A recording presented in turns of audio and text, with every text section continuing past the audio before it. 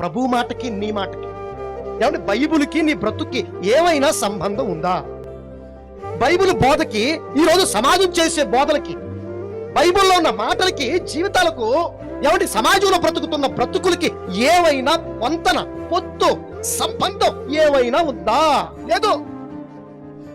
దేవుడు ఏది చెబుతాడో అది మనిషికి వద్దు, దేవుడికి ఏది వద్దో అది మనిషికి ముద్దు. అంతేగా అంతేగా అంతే.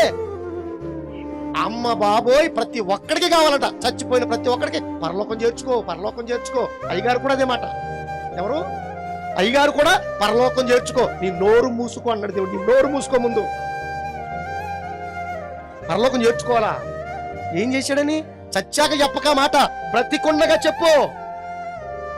మార్పు లేని బ్రతుకుతో మహాలోకం సాధ్యమని వాడి బ్రతుకుండగా చెప్పు.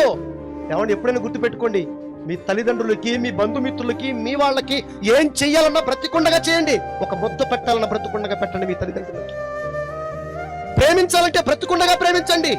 వాడిని పరలోకం పంపించాలంటే ఏమంటే వాడి ఒంట్లో ఊపిరి ఉండగానే చెప్పండి. చచ్చిన తర్వాత నువ్వు ఏం ప్రార్థన చేస్తేనే, ఏ దినం చేస్తేనే, ఏ శార్థం పెడితేనే